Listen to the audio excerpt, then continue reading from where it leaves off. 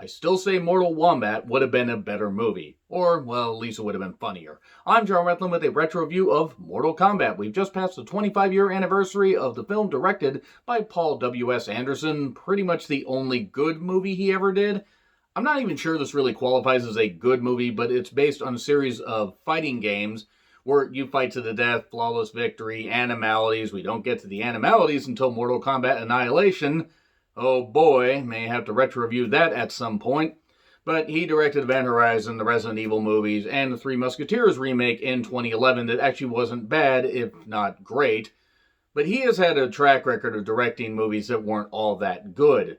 Now, honestly, Mortal Kombat was never really a good movie by design or even, a great movie in execution, but it was fun. It was cheesy.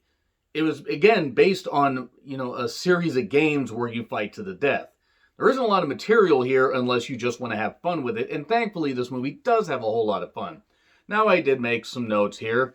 Christopher Lambert sounded like he smoked 2 packs a day during this shoot, and I don't understand it. Christopher Lambert, not exactly the best actor, but, Highlander and all that, he isn't bad. And he, lended some good credibility here, but still, the fact that you could shave with his voice was a little bit scary.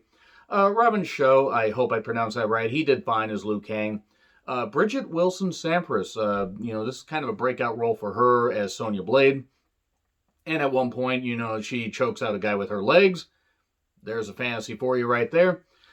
Shang Tsung, the guy that played Shang Tsung, he, has had a pretty good career as well. And then Talisa Soto, I hope I pronounced that right, who played Katana.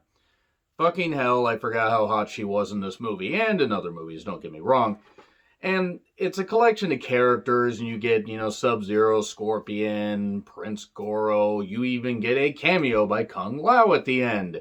You get all your favorite characters and a sequel hook, and it's a whole lot of fun. It's not a great movie by any fucking stretch of the imagination, but it understands what it is, and that theme, that fucking theme from the very beginning, that's hitting the nostalgia vein right there, and just inject that song directly into my veins. It's actually a pretty catchy theme.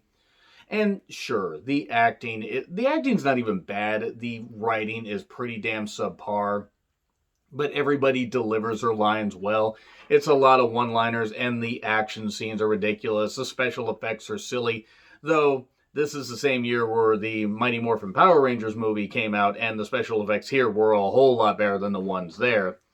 It's hard to believe that Mortal Kombat Annihilation came out 2 years later, and the special effects somehow looked like they were 20 years old. Do you guys want me to retro review that, by the way? Let me know in the comments. But with this, Shang Tsung's gathering, some fighters from all around the world to do the 10th, Mortal Kombat tournament. And if he wins, then he can take over Earth. That's pretty much the plot right there. You get Johnny Cage, you get Liu Kang, you get Sonya Blade, you get Lord Raiden, Christopher Lambert, helping him out, and from there they must fight through everybody, their fears, their worst enemies. In the case of Sonya Blade, fighting Kano in a fight that didn't last all that long before she beat Kano. Kind of just got jobbed out here. It was kind of a little bit silly. It's pure 90s cheese. It's a lot of fun. It's the set pieces, the music, but again, it understands what it is. It is by no means trying to be a great, work of Shakespearean art. It is trying to just be, something that isn't Super Mario Brothers or Double Dragon. Double Dragon came out a year before this, and that was a bad idea. That was a really bad idea in execution. I may retro review that at some point. I may get on a video game movie kick, because video game movies by design have never been all that great.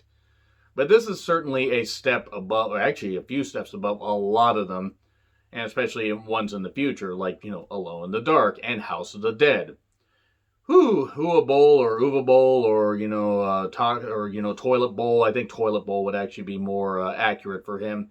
Yeah, none of his movies were any good, but this, the fight scenes were silly, but you had a lot of, you had actors that clearly took it seriously. Bridget Wilson Sampras talked about how, she got, this role pretty much at the last minute and actually really had to train and, did pretty damn well. And again, it's just silly stuff about people fighting in a tournament to the death and trying to, save Earth. The whole "it has begun" thing from Shang Tsung, that was funny. The flawless victory, fatality, you get the classic lines in there. Sub-Zero's ice effects are silly. He freezes somebody at one point, but then he gets killed by an icicle a little bit later using the element of life, aka water. I mean, oxygen would also well, oxygen it really isn't an element, but it is a part of life. But that was kind of funny, even though there shouldn't have been any water left in that bucket. And Prince Goro, who, I mean, for 1995, the special effects were fine, but they were kind of silly. And then he got dispatched pretty quickly. Scorpion, get over here. And it actually was the voice actor from the video games, which actually is kind of cool.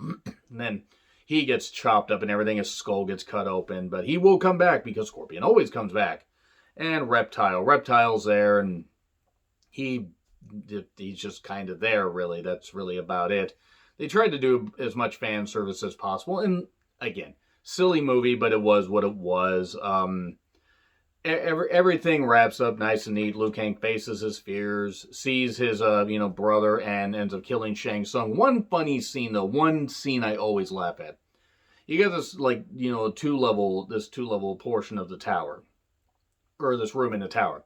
So Shang Tsung's up there and says, I can see into your soul or whatever. It's like, you will die, and you will die, but not like, when Sindel said that. Oh boy.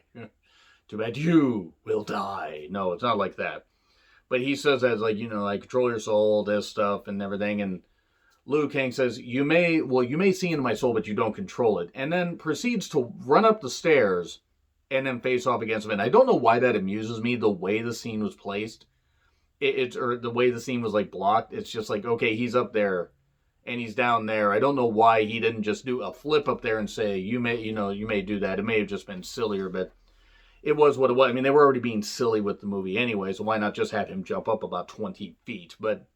And of course, he dispatches Shang Tsung. Earth is saved, and then Kung Lao shows up. You weak, pathetic fools, I've come for your soul.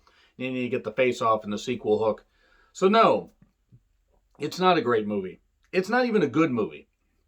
But it's a fun movie. And sometimes with a video game movie, you really only need to have a whole lot of fun. So I really enjoyed this one. So let me know what you guys think in the comments. Like, share, subscribe, Twitter handle in the description. I'm John Retlin. I'll see you soon.